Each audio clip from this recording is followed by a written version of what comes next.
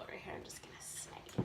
So, really nice job, Angela. I think you have some really nice musical ideas already developing. You have a great sound. What I think that I would like to work on with you. Just turn the lights on. Yeah, actually, we can move this one maybe out of the way. Can you see okay? Yeah. Good. So I really love how you started this with the short notes.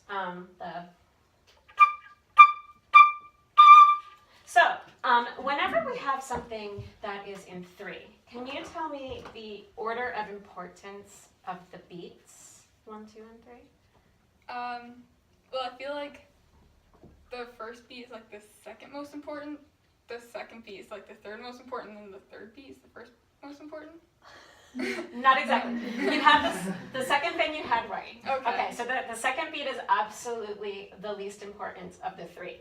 Your downbeat, your first beat is always the strongest, 2 is the weakest, and 3 leads back into 1, always. Okay, so you've got 1, 2, 3, 1, 2, 3, 1, 2, 3, 1.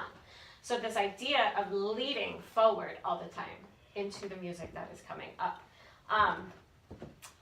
So I'm going to work on that a little bit with you. The other thing was just the consistency of articulation. Now, I know in your edition here, you have these staccato markings up at the top of the first measure. And then they're missing from here. Yeah. So Mozart didn't really write those, right? So this was edited by somebody. I don't know what edition you have. But so they were just being lazy and saving ink.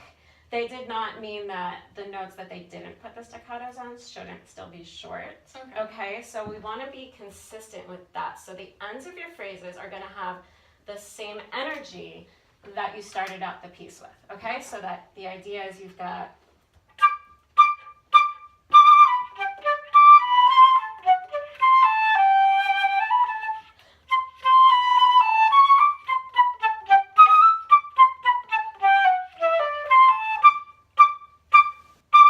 nice and short, just like you started out. Okay. So it was so great the way you started out. So I would love to hear you do that.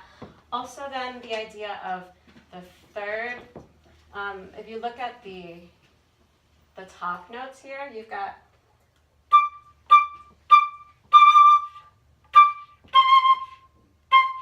right? Yeah. So those third beats are always leading into the next one. So you've got like this descending line. So if you can have, make sure that those third beats are leading into the first. Okay. Okay, so let me try those ideas. All right, so Just the whole first line up until, the rest. All right. Would be great.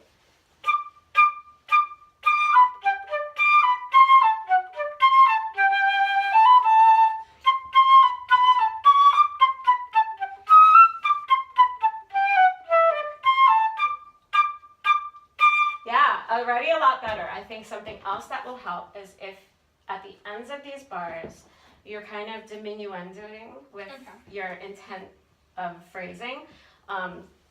You're coming away from beat 1 really well, but you're not leading back into the beat 1 of the next measure. So what I'm hearing is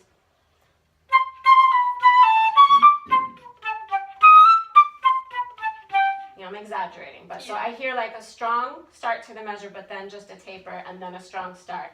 So if instead, I'm going to play it lyrically for a second so that you can really hear. Sometimes it can be hard to hear in a staccato articulation, but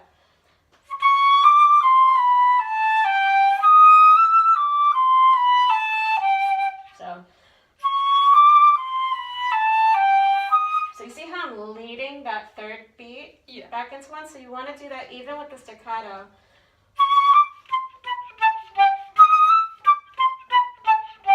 So that you're always leading. okay. Okay? Let's try it again, just from the beginning, I think. All right. It's so short.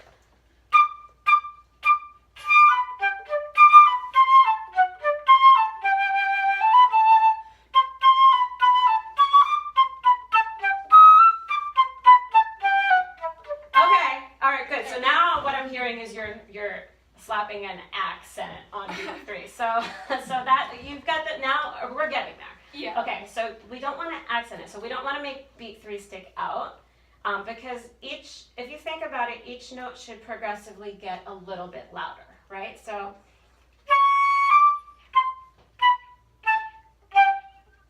like that last eighth note of the measure is actually stronger than the one that lands on the downbeat. Okay. Does that make sense? Yeah. Okay, let's try it again.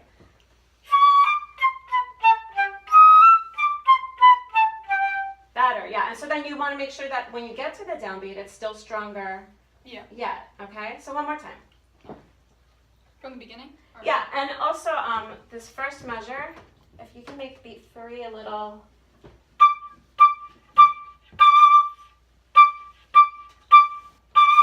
Yeah. And you can do a little vibrato maybe on the downbeat of measure 2 Okay. to show that that's where you're leading with this. Alright.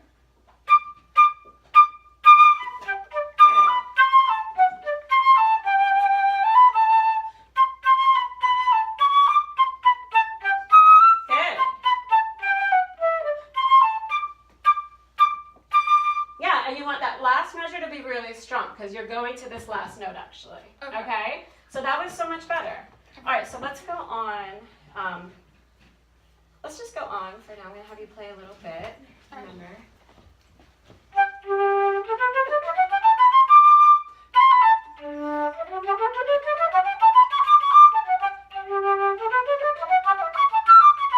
Good. So if you could have after the downbeat, have that low note be just a reaction. Like you've got yum bum. So that you're not like fishing to find that low note, but you're just going yum bum. And then the scale again leads back into the next ba-da-da-da-da-da-da-da-da-da. Yum bum. All right, so then you've got the strong.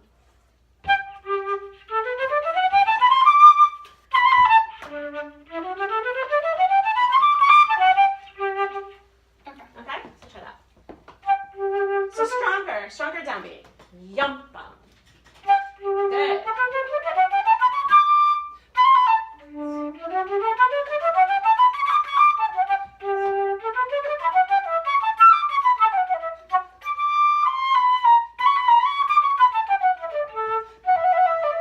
Yeah, and make sure you did that before too, the trills 2 beats. Oh yeah. Right, yeah, so that was a lot better. Yeah, okay? So that's exactly the right feel. We don't have like a lot of time, so I actually want to skip ahead because that music happened again. Let's go over here where we have the minor Okay. section. Do you know what key our minor section is in? E minor? Good. Okay.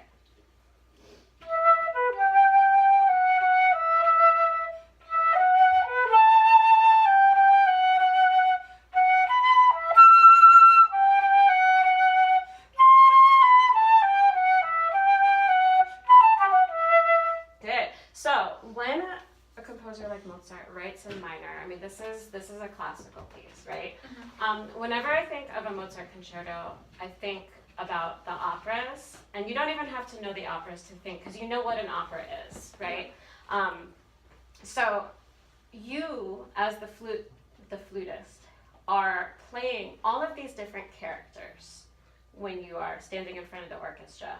Right, so if you think about the opera, you've got your soprano, your lead roles, and they have some kind of dialogue going for them. So I feel like this is very conversational. There's always some kind of story going on, usually some kind of dramatic love story or something. So when we have these minor sections, there's tension. We're not so like in happy la la love land anymore. We are like there's something happening that's like disruptive.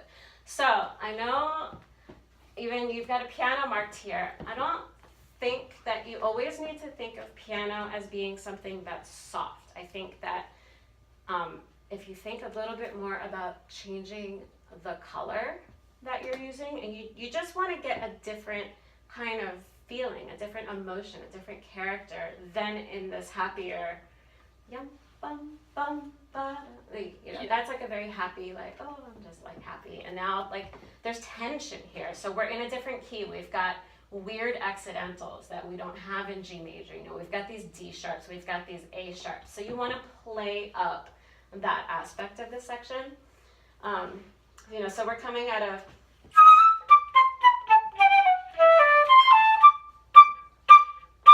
and now we've got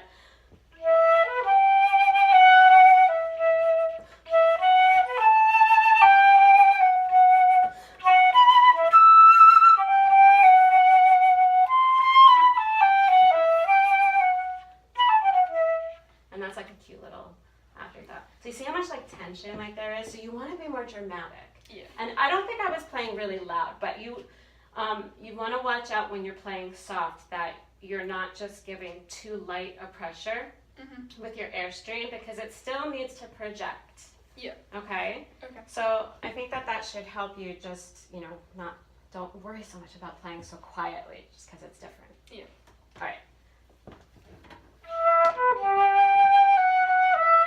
And the same thing. So you want to really lead. The appoggiatura is a really tense moment, right? So that F sharp appoggiatura is really important. Okay. Okay, so lead into that. Mhm.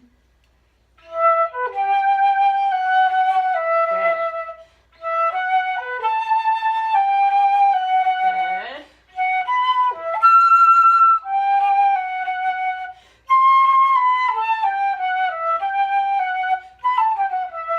Better, a lot better. Good. So when you get down to here, don't shy away from this E octave. I mean, we're going into the high register. Yeah. That's nothing to be ashamed of. We want to sing that out. So.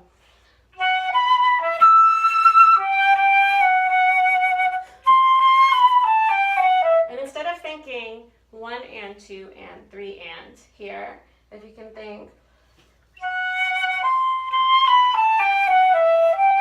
just that we're leading to that G. Yeah. And then that's going to be cute. Okay. Because that's not as tense.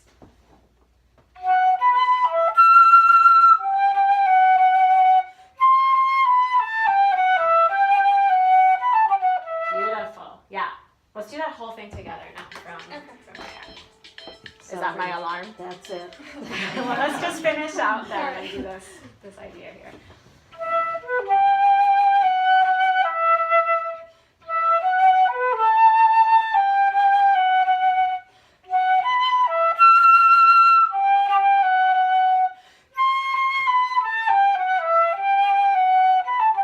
Beautiful. And then you might want to just practice that with the metronome to make sure that in doing all these things, you're not losing time and slowing down. Yeah. Can I address just one other thing? Where we have these jumps in register here. This is challenging, right? Yeah. So those upper Ds are not important. Okay. Okay, what's important is bringing out the arpeggio of the lower bass line. So you've got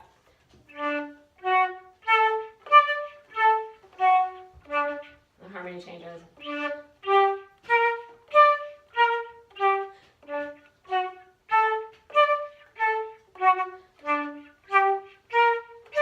So these jumps, I mean, it's a 2-octave jump. This is really, really difficult. Mhm. I want you to try playing just what I did first so that you get a sense of your embouchure being set for those low notes. And then those high Ds are easy. They're going to pop out. So I don't want you to actually change your embouchure. And they should also be like kind of a reaction. They should be softer. So.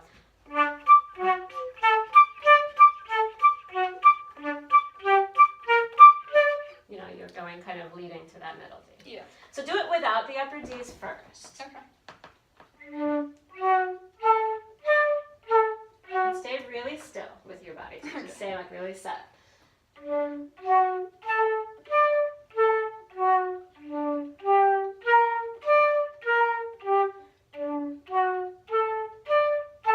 Good. Now let's try it and add in those upper Ds, but don't change. Like I want you to keep set for those low notes that we just played.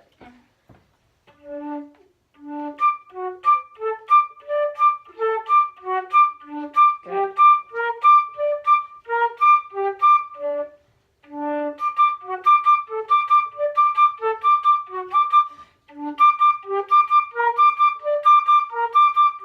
That's That's so much better. That is so much better. And I bet it feels a lot easier too, right? So then you can still work at getting a bigger sound down there, but that's going to be how you should approach it. So you don't want to be, if you're changing, it's near impossible to always find those low notes again. So whenever you have something that jumps around like this, just, figure out which is the important line and where just eliminate the other notes entirely. Find where it feels good for your sound.